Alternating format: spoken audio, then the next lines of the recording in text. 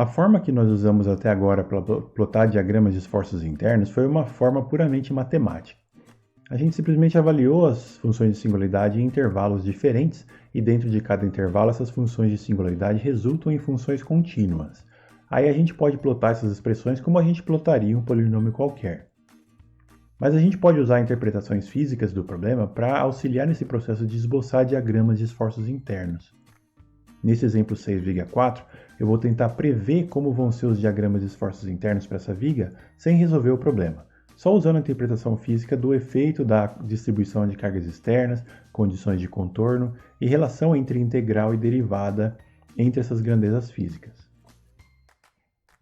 A primeira coisa que eu já posso dizer sobre o diagrama sem resolver o problema são as condições de contorno. Essa viga tem duas extremidades livres e pela definição das extremidades livres eu sei que tanto o esforço cortante quanto o momento fletor nesses dois pontos vão ser zero. Isso é mostrado nesses diagramas. Ambos os gráficos começam e terminam em zero. A segunda coisa que eu posso prever sobre os diagramas é a relação de integração entre as grandezas. Veja que nessa viga o carregamento externo é uma constante negativa, é menos que zero ao longo de toda a viga. Daqui dá para prever que o esforço cortante vai ser uma reta decaindo ao longo da viga inteira. O esforço cortante é a integral do carregamento externo e a integral de uma constante negativa é um polinômio de ordem 1 com um coeficiente negativo, uma reta decaindo. Além disso, essa viga tem dois apoios em B e C. Esses apoios correspondem a forças concentradas aplicadas nesses pontos. Mais ainda, a gente sabe que essas forças devem ser positivas, devem ser forças para cima, por causa do carregamento externo que está sendo aplicado para baixo. A gente sabe ainda que essas forças devem ter o mesmo valor por causa da simetria da viga. Por causa dessas forças positivas, a gente sabe que o diagrama de esforço cortante vai ter saltos nos pontos B e C. E vão ser saltos para cima porque as forças em B e C são positivas. E vão ser saltos de mesmo valor por causa da simetria da viga. Veja que essa é a única solução possível para o diagrama de esforço cortante. É o único jeito dele começar e terminar em zero e ter dois saltos positivos iguais em B e C. E ele acaba passando por zero bem no meio da viga também. E eu inferi todo esse diagrama sem fazer cálculo nenhum, só usando a interpretação física do problema. A integral do esforço cortante é o momento fletor. A integral de uma reta decaindo é uma parábola com concavidade para baixo. Quer dizer, a integral desse polinômio de ordem 1 com coeficiente negativo é um polinômio de ordem 2 com coeficiente negativo, uma parábola com concavidade para baixo. Nos três trechos da viga, o momento fletor vai ser parábolas com concavidade para baixo. Além disso, veja que o esforço cortante passa por zero nesses três pontos. Quando a derivada de uma curva é zero num ponto, a gente sabe que a curva tem pontos de extremos locais naquele ponto.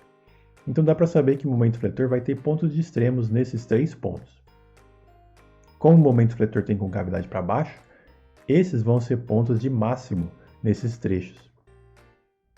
E como a viga não tem momento fletor concentrado, esse diagrama vai ser contínuo, não vai ter saltos.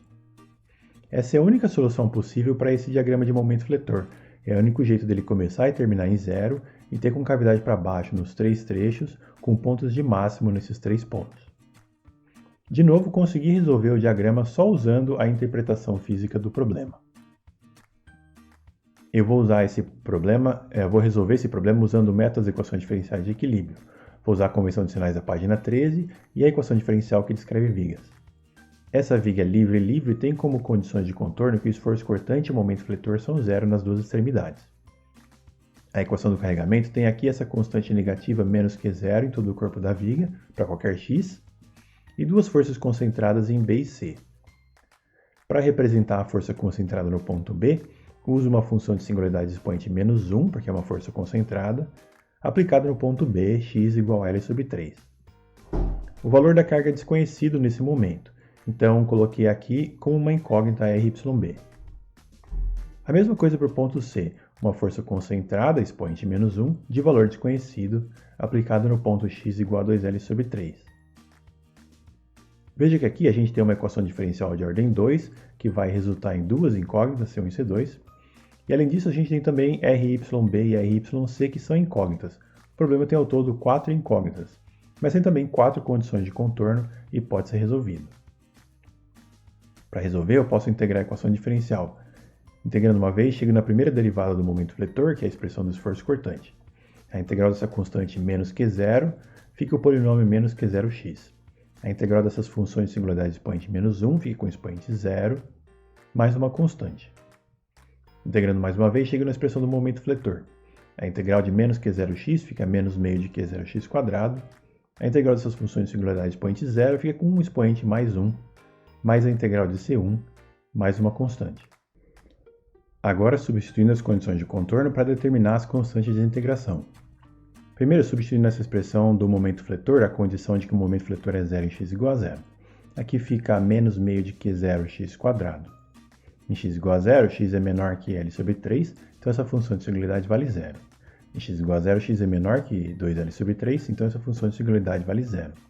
Mais C1 vezes 0 mais C2 igual a 0, então C2 igual a 0. Agora essa expressão do esforço cortante também vale 0 em x igual a 0. Aqui dá menos Q0 vezes x. Em x igual a 0, essas duas funções de singularidade valem 0, então sobra só C1 igual a 0. Substituindo agora o esforço cortante em x igual a L. Aqui fica menos Q0 vezes L, e em x igual a L, x é maior que L sobre 3 e maior que 2L sobre 3. Então essas duas funções de singularidade valem o polinômio. Essa primeira vale o polinômio x menos L sobre 3 elevado a 0, que dá 1. Então esse termo todo vale mais RYB. Essa segunda vale o polinômio x menos 2L sobre 3 elevado a 0, que dá 1. Então esse termo todo vale mais RYC. C1 a gente viu que é 0, tudo isso igual a 0. Daqui sai menos Q0L mais RYB mais RYC igual a 0. Essa é a expressão. Agora a mesma coisa para o momento fletor em x igual a L. Aqui dá menos meio de Q0L², e em x igual a L, essas duas funções de singularidade valem o polinômio. A primeira fica x menos L sobre 3 elevado a 1, e a segunda fica o polinômio x menos 2L sobre 3 elevado a 1. C1 e C2 eram 0. Aqui fica 2L sobre 3 RYB, aqui fica L sobre 3 RYB, que ficou simplificado aqui embaixo. A gente pode resolver essas duas equações em conjunto e daqui sai que RYB e RYC valem mais meio de Q0L. Isso concorda com o que a gente tinha previsto, que as reações nos apoios B e C eram positivas e eram iguais. E faz sentido que o valor seja meio de Q0L, porque aí a reação ao todo dá Q0L para cima, que equilibra essa força resultante Q0L para baixo. Substituindo agora RYB, RYC, C1 e C2 nas expressões dos esforços internos para essa viga, fica assim. Como a gente tinha previsto, o esforço cortante é um polinômio de ordem 1 com coeficiente negativo para todo x. É uma reta decaindo na viga inteira. O momento fletor é um polinômio de ordem 2 com coeficiente negativo para todo x. É uma parábola com concavidade para baixo na viga inteira. Agora você pode usar essas expressões para verificar se os diagramas de esforços internos ficam mesmo aquilo que a gente previu. Para isso você pode avaliar essas expressões em três intervalos diferentes. Para x de 0L sobre 3, para x de L sobre 3 a 2L sobre 3 e para x maior que 2L sobre 3. Em cada intervalo, essas funções de singularidade vão ficar contínuas e você pode plotar como um polinômio qualquer. O objetivo desse exemplo foi mostrar que é possível inferir muitas coisas sobre os diagramas de esforços internos simplesmente fazendo uma interpretação física do problema. Eu recomendo que quando você for plotar seus diagramas, você use essas duas técnicas em conjunto, uma abordagem matemática avaliando as funções de singularidade por trechos e a interpretação física do problema para verificar a consistência física dos resultados.